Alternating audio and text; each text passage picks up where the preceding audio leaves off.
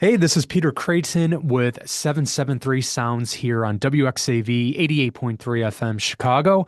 And we are really lucky because right now we have on the line with us Phil Yates from the great local band Phil Yates and the Affiliates. Phil, how you doing today? I'm doing great, Peter. It's great to be here. We're so happy that you're able to spend some of your time with us. So, how did the Affiliates start? How did you go about creating your band?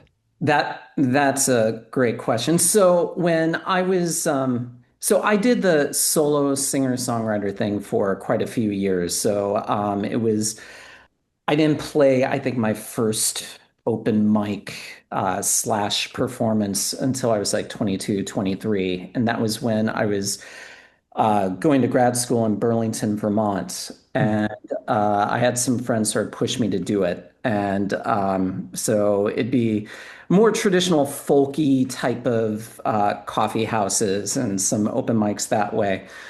And it wasn't until I'd say a good 10 years of doing that I finally thought, oh, I'm tired of being sort of the acoustic opener at a punk show or something like that. I want to play more loudly than what I do Mhm. on the acoustic.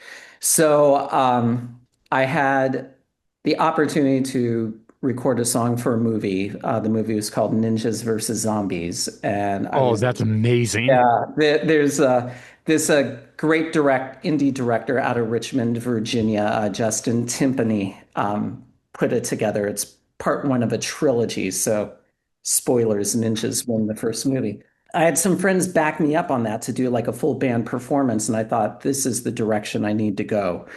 Um, I was in LA at the time and moved back to Vermont and put together a backing band. And my bandmates knew that I was such a huge fan of Elvis Costello and the Attractions and the Imposters. So they thought, since I'm writing all the songs, it should be Phil Yates and the something. And my first guitarist, Kevin Stevens, said, "Oh, the Affiliates."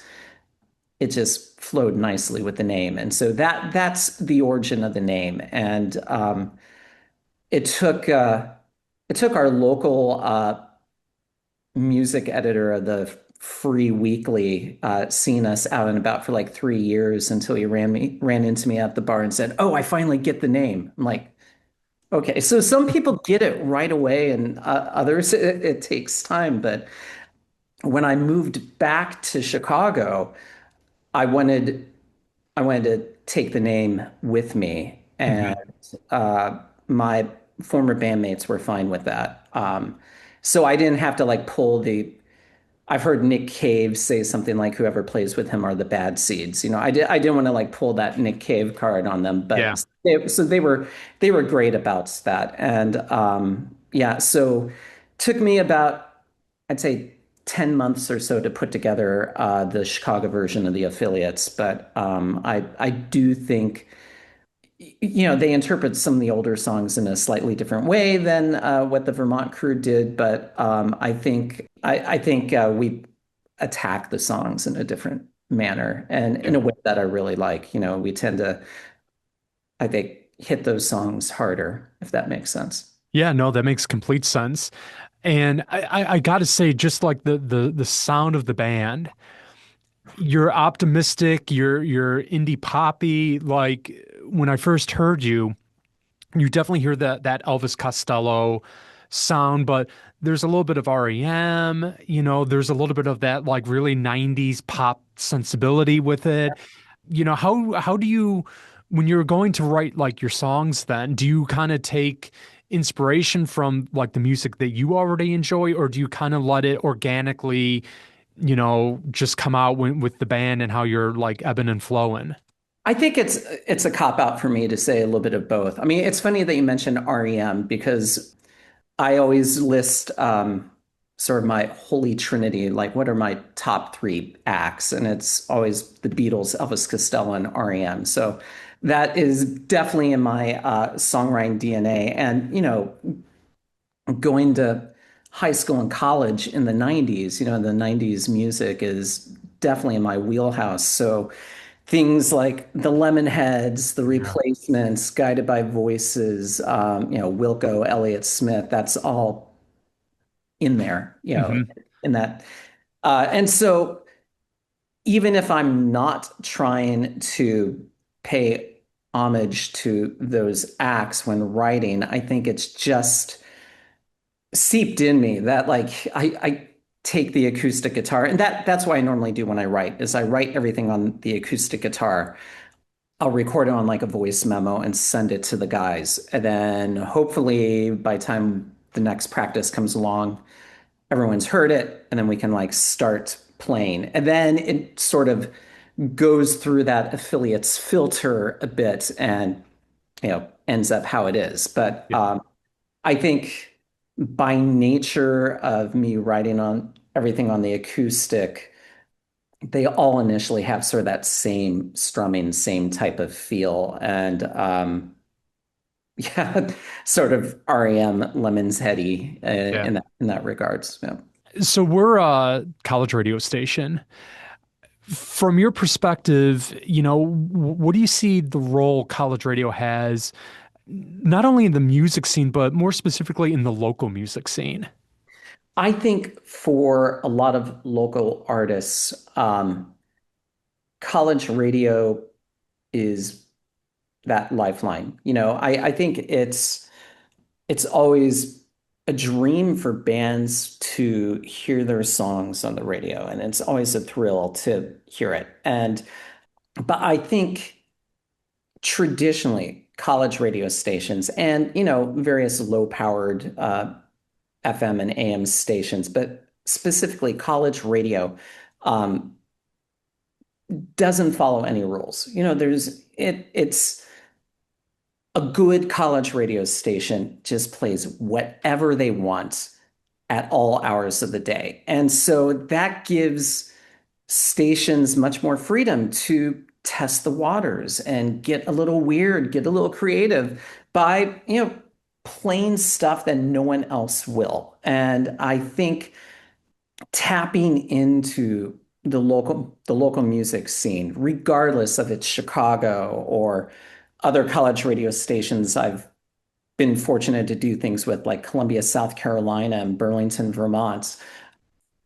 That's that free form is it sounds generic to say freeing, but yeah, that's where bands get that foothold and then could maybe expose themselves to more listeners that way. I mean, I've already mentioned, going to high school and college all throughout the 90s, a lot of the bands that I listened to got their exposure from college radio, Yeah. the REMs of the world, Yeah. any band in the Our Band Can Be Your Life book have a lot of can thank college radio for helping them bubble up to the masses. That's the fun of it. Yep. I'm with Phil Yates from Phil Yates and the Affiliates. I got one final question for you, Phil, and it's kind of Sure. another broad, general one. For you, what makes a perfect pop song? Oh, that's great. Um, I think with us, so dabbling in sort of the power pop universe, I think it has to have a hook, and not necessarily a lyrical hook. I think it has to have that musical hook. Mm. And it could be guitar driven, it could be synth driven, it could be percussion driven, but it's got to have that certain something that just grabs you and that worms its way into your ear so that you want to hear it again. And then on top of it, then the lyrics and the vocal melody can do whatever it wants, which is weird for me because like when I write, I do lyrics first and then force music on top of it. So it pains me to say that it's not the lyric that grabs you first. Yeah, I think it's gotta have that thing that just grabs you. Now, I don't know what would be a perfect. song like that to just grab you. I don't know. I mean, we've gushed about the Beatles already, and so I mean that could be the blueprint. But I don't know. I mean, it could be things like I don't know if it's cliche now to say it, but September Girls, Big Star. There, that's the epitome of here. Here's a well-crafted hooky song. Those chimey guitars at the very beginning. You're like, ooh, what's coming next? And then it snaps into place, doesn't overstay its welcome, and you're like, okay, great. And I think that something like that's perfect. I agree. It's always that melody. For me, it hooks me just right away and everything. Yeah. So, Phil, thank you so much for spending some time with us again. If you want to check out Phil, they're on Bandcamp. Just search Phil Yates and the Affiliates. Thank you so much. Oh, thank you, Peter. And everyone, keep listening to this radio station.